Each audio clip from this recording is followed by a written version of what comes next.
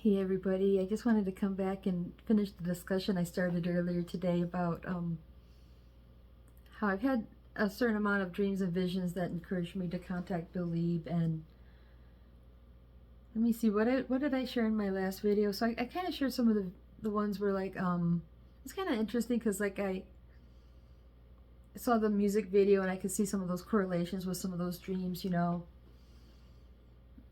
and I was trying to get down to the really good one that comes next, and it dawned on me, I really need more time to talk about that, because what I want to share is what happened in the dream and then what happened when I really went to see the band. So this discussion is part of a long series of videos I'm calling the JodyVision, and so if you're new to this conversation, it's not a lot of help to jump in right here, but basically it's something where I've had this situation like throughout most of my life where like I go to a visionary state, and basically a narrative was built up to where like I was encouraged to contact somebody, and then so 98, 99, and 2000 really seems to have some colorful visionary slip type of stories where some of it's partly prophetic and stuff. Um, so I've never really had anyone like Bill Leaves, like the only person I've really had a lot of these type of visions about, where like I don't know the person, and otherwise like the people who I do know, like some of those people have been in my visions, like my dad and my friend Rosie, who I came to live with, and anybody I've known personally. It's kind of cool because I can talk to them and find out their side of it, and that's how I have been able to distinguish some of these have been visionary slips. But with Bill Lieb, I haven't been able to talk to him and confirm, because we're not considered to be close friends, so there's times where like I kind of think it was a visionary slip, right? Like especially like when he was a little kid to me, definitely a visionary slip. But then there were times like maybe I've had him on the phone or something like that, or maybe I've seen him around Denver and it wasn't a visionary slip. That it just doesn't make sense, because you wouldn't expect to see him there, right? So anyways, let me grab a sip of water. So I wanted to come back to that discussion. And so I was reviewing my last video, and I started off talking about my ice cream shop job, but I don't think what I meant. I think what I forgot to mention was that I got fired. Basically, she came in and she had my paycheck and wanted the key to the store,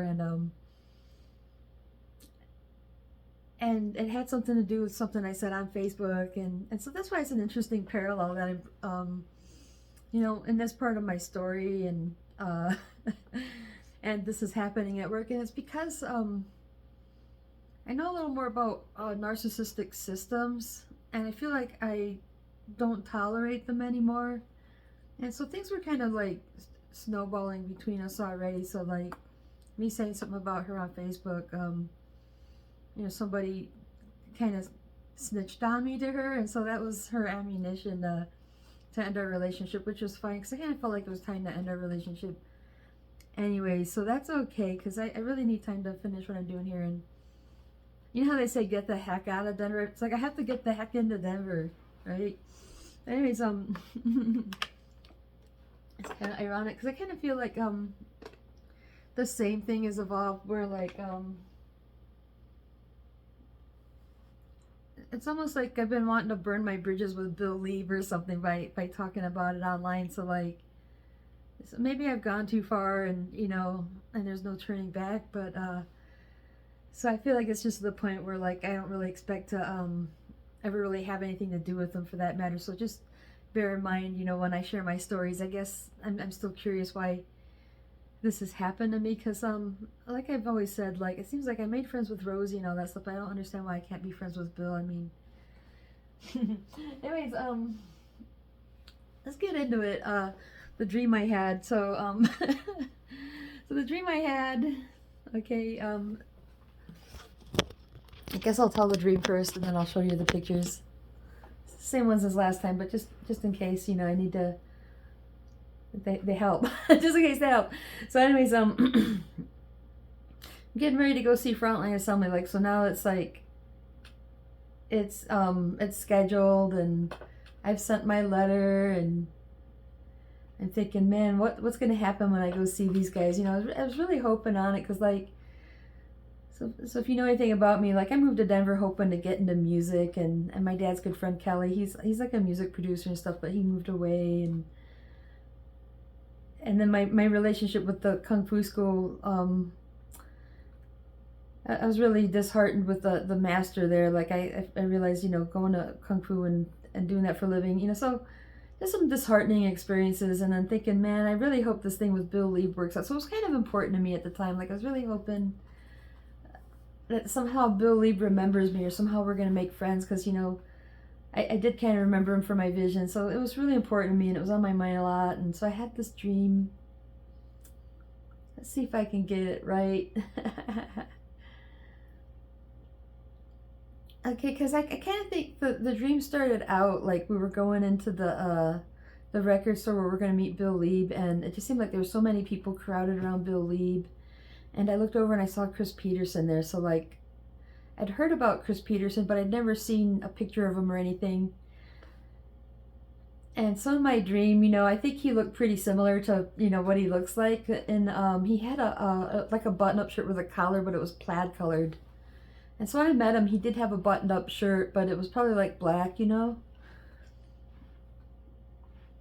so, and in reality, like, when I went to the autograph signing to meet Bill Lieb at Wax Trax Records, he was sitting behind the counter, and there was like a long line. So, so it was accurate that there was kind of a big crowd in the store when we got there. So maybe I will share the picture just to give a visual here where, that's a picture of Wax Trax Records, so it was a big day for me. There's the sign. Frontline Assembly, and there's me just waiting my turn.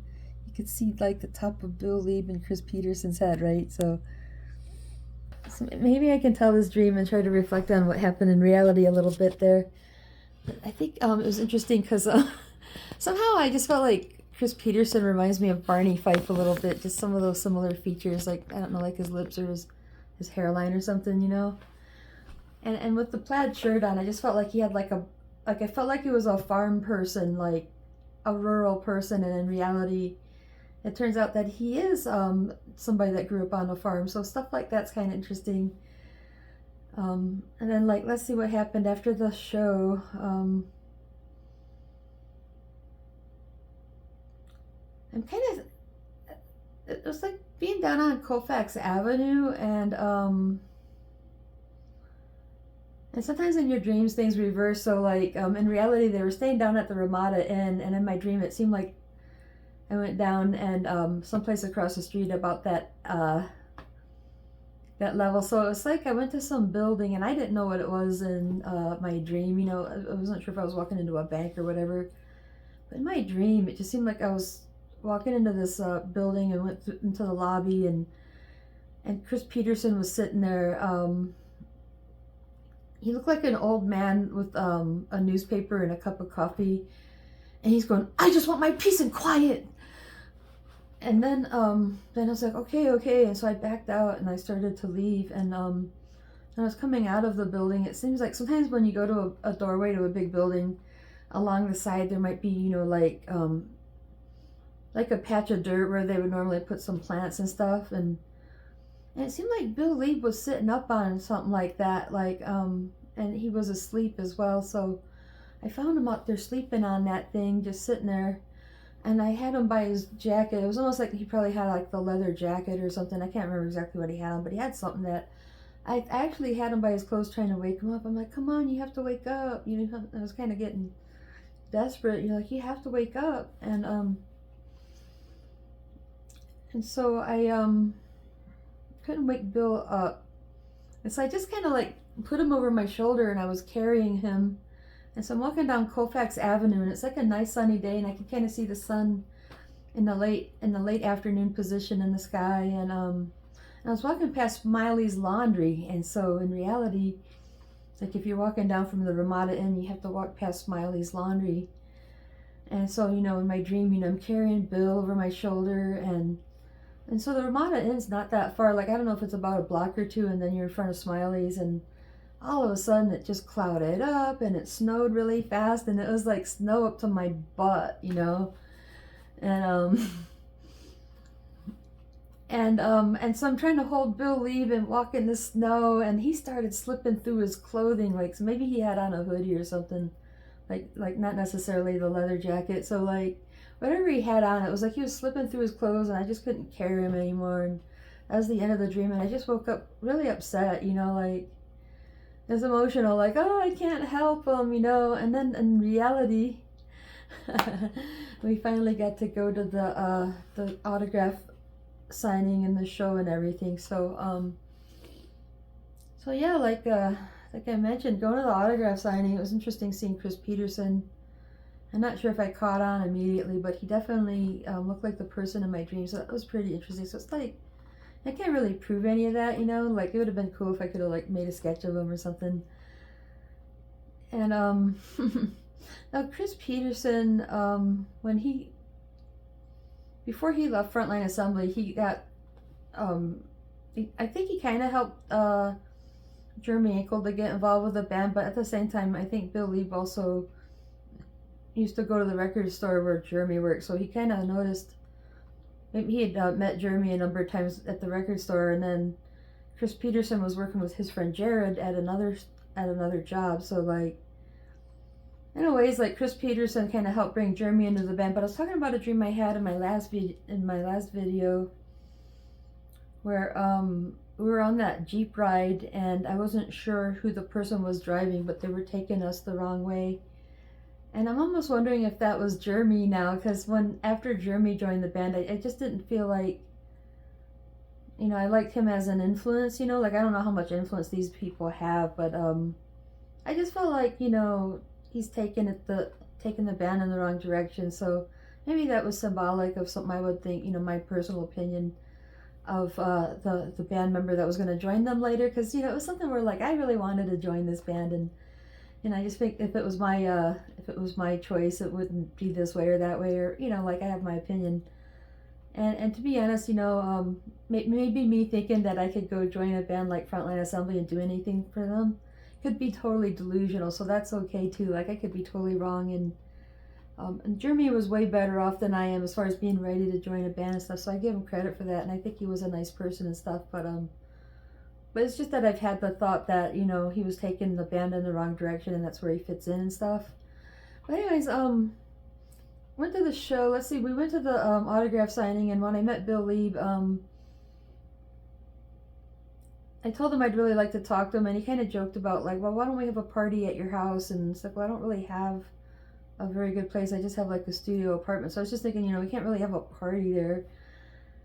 And so we went to the show, and me and my friend Chris, like I like to, and I call it kung fu dancing or whatever. So like he does kung fu too. So we're kung fu dancing and having a good time. And at the end of the show, his Bill Leeb's wife came up to me outside of the theater and said, hey, I noticed you guys and you were dancing and smiling and all and having such a good time, and she wanted my contact information. So I'd mentioned before, I can't think they got my letter, and she was kind of just trying to verify it. And I thought maybe she was working with the band, like, for all I know, she could be like the band manager, so I was excited that she's interested in me.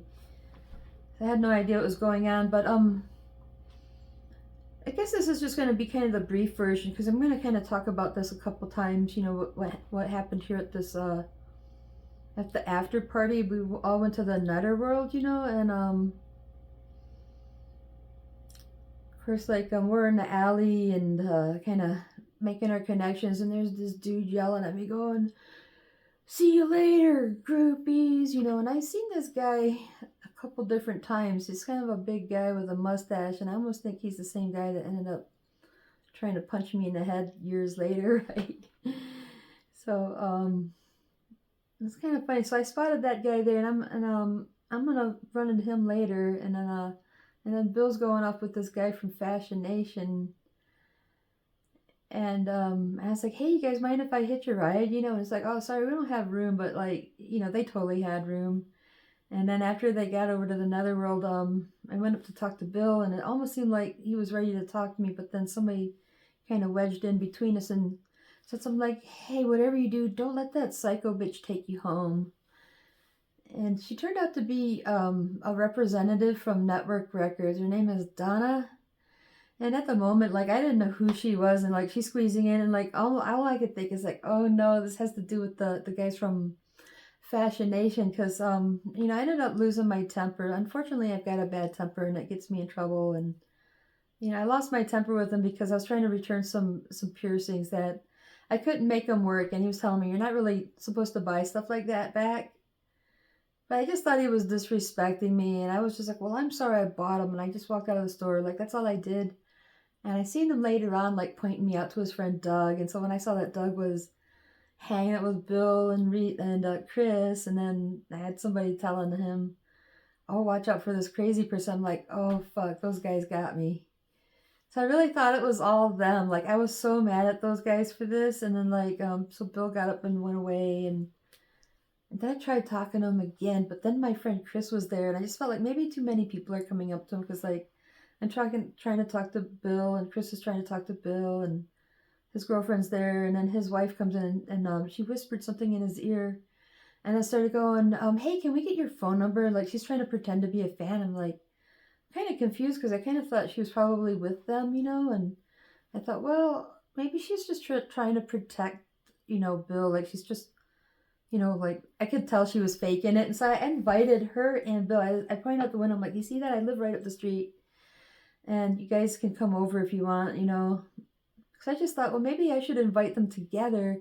That way it doesn't look like I'm trying to get Bill alone. But at the same time, I just felt like I really wanted to get him out of there, because, like, it just seemed like too many people were trying to talk to him, and then somebody's trying to run shit on me. So if I would have taken Bill home, I would have introduced him to my birdie. I was kind of laughing to myself, because when we were getting ready to go to the concert, I went up and I was kind of teasing my bird, and he growled at me, I was thinking I should introduce Bill to this bird, because he reminds me of him, right? So Captain's like the most serious parrot. Like, he's not that big. Like, he's just a little green person, but he has a tremendous growl. And as you see, I had my guitar and my keyboard there. I was thinking, if I could get Bill Lieb to come home, maybe we could smoke some pot and listen to Richard Kirk, So there I am wearing the band T-shirt for that album that year, right? Trying to do like a cool angular thing with the undercut and everything, and so maybe I was delusional to think I could join Frontline Assembly. Like, again, I just figured if this is somebody who just likes me, like and I just thought, that would have been perfect if I could have had Bill Lieb and his wife come to my house together.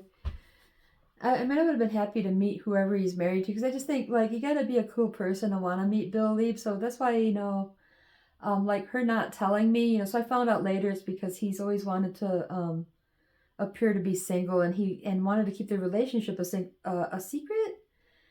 And it's kind of like a business, like a music business thing. Like, I was telling my friend Rosie about this, and she goes, yeah, they tried telling the Beatles that, but John Lennon didn't listen to him, so he went against the grain and flaunted his relationship, and even let his girlfriend sing on half of the songs. Ah! But anyways, I kind of feel like that's not fair to her, like, it's not cool. Like, that's why she never changed her name to Lieb. I guess it's supposed to, maybe it's a stage name and all this stuff. So, like, so there's that. And and then he got up and ran away again, and I tried to talk to him one more time, but then my friend Chris was coming up and going, blah, blah, blah, my hair, and I'm like, just, that was it, like. So anyways, I don't know, like, before we all left, like, I saw Chris Peterson go up to Bill and say something like, whatever you do, don't invite those people over, or something. And then I saw Bill go, oh, I know who I'm inviting. And he turns to Carol Ann, but I was kind of near her, so I wasn't sure. Like, I hope this wasn't my mistake, but I thought he was talking to the both of us, because, like, I thought we were, like, she was wanting to stay in touch with me, and I was trying to invite them to my house. I thought maybe he was inviting us to his hotel room. So he goes, we're at 305 Ramada Inn, and I thought it was supposed to, like, so we could both go down there. Like, so I started going down there, and I went to my house, and I got a big bag of weed and everything, and I was all stoked, because I thought I was invited. And, like, before I got down there, I ran into, like, Jed and Jason. He had the guitar player and the drummer of that tour were just going in the door, and And let me see, so like they like turned around and bailed on me. Like I'm like, where the fuck did they go just now? And then Chris Peterson then came in and he had a couple of people with him, and he was telling me, I'm not invited to their party, and I'm like, yeah, but, and I was trying to tell him, I thought Bill was inviting me to this party. He's like, you're not invited to room 305. And he's like, I just want my peace and quiet, and these people are peaceful. Because I started going up the hall, like I was like, wait a minute. I thought I was supposed to be here, like, and then, so I went down and, got Bill Lieba on the phone. Like I dialed up the room number and I got him to talk to me for a moment. And I said, hey, wait a minute. I thought, I told him I was really wanting to talk to him, and I thought I was supposed to be coming up there and all this stuff. And then he started making excuses like, well, I really can't come down there. I have to go to bed, and then he said, so, are you with somebody? And I said, well, I came here by myself, if that's what you meant, but, and then he goes, I'll tell you what, just wait down there and I'll see if I can make it, So he said, just wait there and I'll see if I can make it down. And then while I was sitting there on the couches, these guys from the other band came running through, and they yelled to the clerk at the desk, she's a stalker. We don't want her at her party or something. And so they said, listen, we talked to those people up there, and they said, that you're not invited to their party or whatever. And boy, I went home and I cried, and so the parallel, like in that dream, like I was seeing Chris Peterson telling me he just wants his peace and quiet. It's like, boom, he actually said that. I just want my peace and quiet. He said those same words even, So it was kind of interesting. So like the location and stuff, like, so in my dream, I think I was seeing the location of the Ramada Inn. And so then in reality, that's where we went. And then I was walking past Smiley's, and it was, I was probably starting to reflect on that dream, but I did. I went home and I cried. I was so sad, and so people probably think, I'm just so sad because somebody wouldn't talk to me and it hurt my feelings. And it's like, well, it's not that simple. It's like, it was because of the reason why he wouldn't talk to me. And the reason I thought he wasn't talking to me was because somebody told him I was crazy. Like, don't let that psycho bitch take you home. And I thought it was just coming from those, those coke sniffing fashion snobs, as I call them. And I'll get into that more why I call them that, but I think there's some truth in that, like I'm not just, slandering them, just like that particular scene, like that I'm not particularly part of. Like, so I go to the goth clubs, but I'm not part of their scene. They're like the elitist, and the elitist tend to like do cocaine, right? So I don't know if Bill Lee does it or not, but that's where like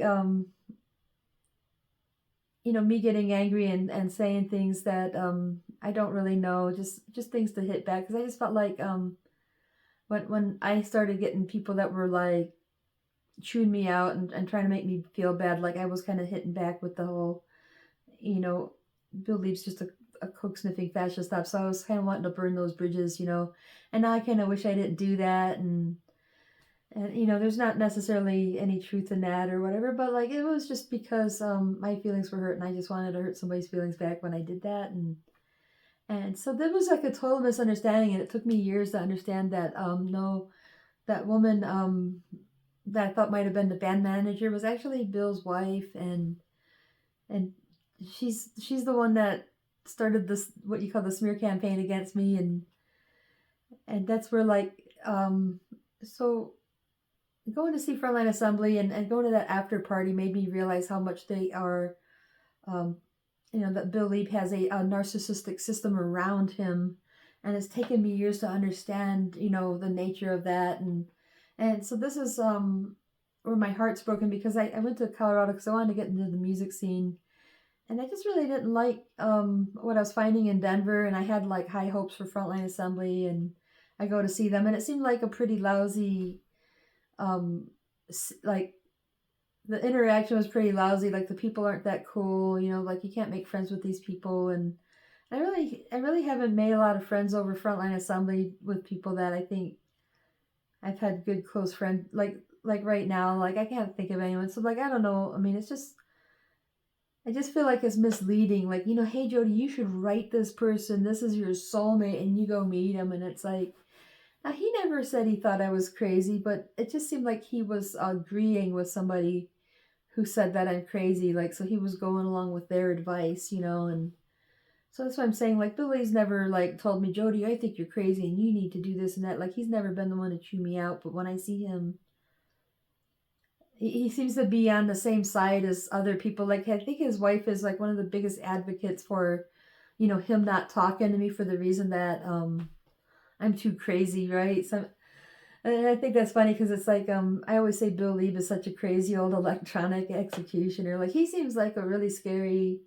crazy person, at least like through the act he does, but like I was listening to the singer from Skinny Puppy, like, well, it's not meant to be psychotic, it's just music, like just a really normal, well-mannered man. Bill's like a really normal, well-mannered man, and there's a lot of things about him that are kind of ordinary, so like he's not really a weird person, like he's just like a married man that does like normal people stuff, and he's really not that strange, so but anyways, just to share that I do have a lot of respect for Bill Lieb, and I don't want to spread anything that's not true about him, but it's just like when I tell these stories, like this is what I've experienced, these are the things people have said to me, and so like I was talking about earlier, I've said things to like burn my bridges, and I kind of regret that, because like there's still a part of me that thinks I would appreciate hearing back from Bill Lieb, or having him in my life. So just bear in mind as I share out these stories that I do care about him. But this isn't somebody that I can talk to. Kind of like that boss I was talking about. This isn't somebody I can talk to. Like if I could just talk to her, we wouldn't have to like part ways. And like with Bill Lieb, like unlike Rosie and all these other people, like he's somebody that I just can't talk to. Like I can't get a two-way conversation. So I've just gotten really frustrated, and not getting my questions answered, and it just makes things worse. That's where it's like I felt like it's left a lot of space for misunderstandings to unfold. Anyways, I just love how this particular dream showed me some parallels. I think like with Billy falling asleep and me not waking him up. And me, I felt like I was seeing Billy go through a period of his life where, like, I guess being like woke or being awake is the thing, and if that's the case, then maybe Billy was falling asleep, like he was just going into a state of not being aware of what he's doing, and me finding him that way and being like, why can't I wake him up? And so, in my opinion, I think what happened with Bill Lieb is he made a lot of money off of the Delirium album, and his wife was expecting, she wanted a family, but Bill Lieb was seeing his friends, get these hot young chicks, and so people think that you should, if you're a rock star, you should be dating hot young models, So when he got put in, like somebody signed him up with like a dating website or something, and he meets some chick. She's like 18, and she's going to college to be a doctor, and she's a model. Like so Bill Lieb's like one of these people who want that trophy girlfriend or something, right? Like when you're successful, you got to have a trophy girlfriend, you got to have a luxury car, you got to have this and that. And that's why I just feel like, whoa, dude, like I didn't think Bill Lieb was like that. So it's kind of hard, like really heartbreaking for me to see him have to go through that. So like I found out about this later in life, because of course I was curious, and I wrote to Bill Lieb, and then when I moved to Montana, I got on Facebook. I got to know this girlfriend that was his trophy girlfriend. Like in the previous videos, I showed you a picture of her on the album cover and stuff. Like that's like, he's really proud that he finally got the reward that you should get, and so that's where I felt like maybe that's with me, finding Bill Lieb asleep and not being able to wake him up. I don't know. So and the weather going from sunny to just snowing really deep. It was just like the skies clouded up. It's pretty cool. It's like a music video, like being in a music video with Bill Lieb in it and stuff. And but me, wanting to pick Bill Lieb up and carry him. Like I feel like it's just something I can't do. Like I can't help him. Like I can't wake him up. I can't just pick him up and carry him. And at some point, it's just out of my hands, and that's something I had to recognize too, that it's just out of my hands. And then